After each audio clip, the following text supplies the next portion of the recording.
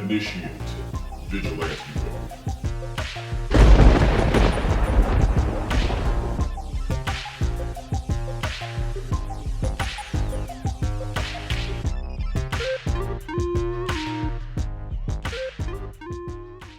We're back here at Vigilante Mode Reviews, and today we're talking about middle school, the worst years of my life. It's based on a book series written by James Patterson, and the film is directed by Steve Carr. You might know him from Paul Blart Mall Cop. And I was lucky enough to be able to go to the premiere of the movie, actually. Funnily enough, I actually bumped into the school librarian.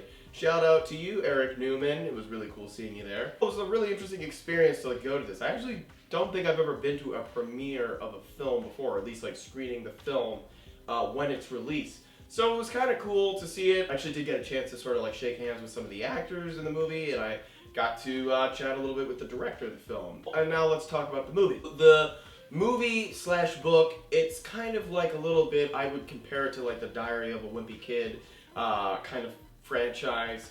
And this one centers around a kid named Rafi,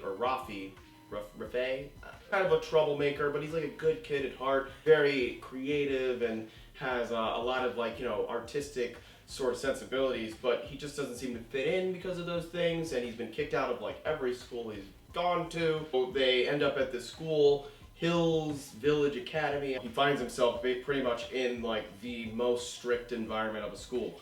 Compared to where I work right now, this school is chill as hell. To be fair, this school takes place in kind of middle America. A lot of the things that happen in this movie, I guess throughout the film, I'm just thinking to myself this would never fly at New York City public school. With that said, and that's sort of the reality of the situation of the truth of kind of the education system that we live in. The movie had this really cool surrealist kind of flow to it. There's sort of these little breaks in the sort of reality, and a lot of the doodles that that Raffi makes come to life, and you kind of see them play out, which was really cool. And to be honest, it's been a while since I've seen such good 2D animation in a film.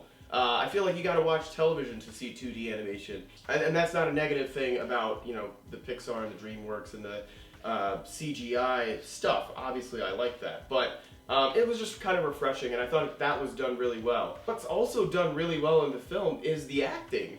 I was very impressed with the lead actor, Griffin Gluck, who I did get to shake hands with at the end, and I congratulate him because I thought he was really, really good in the film.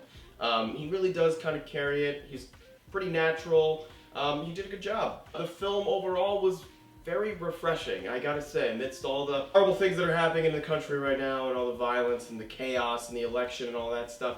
It was really nice to just see something fun. I am certainly not the target audience for this movie. I mean, although I work with kids, I like more dark, gritty horror movies or sci-fi, action, adventure kind of stuff. So this is probably not a movie that I would just go to see of my own volition, but I'm really glad that I did see it, and I'm glad that actually my librarian, or my school's librarian, was able to kind of get some kids from our school to go see the film. What a great opportunity for them, and I'm wondering how much they related to the kind of scenario in the movie. It was fun. It had a great sense of humor. The performances were really good. It has sort of the tone of a Disney Channel original movie kind of thing, but it has a little bit more gravitas than maybe the run-of-the-mill movie of that sort, so I can understand why it's getting a theatrical release. Lauren Grant also makes an appearance in this, who I really did love in Bad Santa. I don't know if she's going to be in the sequel. You probably know her from Gilmore Girls. So overall, this was a very enjoyable movie. It was very refreshing. I really did enjoy it. And there was a few scenes that really did kind of hit me right here. It was just kind of touching. It's a style of its own. It's a certain type of film. It's as a director myself, this is that's a kind of thing that I might have to do, separate my own kind of personal preferences to tell a story of a really particular sort and for a particular audience. And for kids who did see this or who do get a chance to see this film, I think they'll be really happy with it because it's very, very effervescent and very, very fun. It also does have a pretty good message about the sort of like standardized testing kind of like world that we live in, and just teaching to the test. And maybe that's some of the things that I thought were a little bit heavy-handed towards the end of the movie, with like the everybody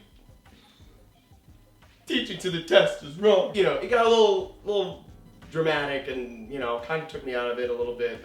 But you know, that's a small, you know, kind of like thing. Whatever. Did you get a chance to see this movie, or when it comes out, are you going to get a chance to see it? I think it's worth it. If you have kids, this is the type of movie you should take your kids to for sure. That's my review of Middle School. If you like this review, please like, share, and subscribe to Vigilante Mode Reviews. As always, thank you so much for watching, and until next time, Vigilante mode deactivate.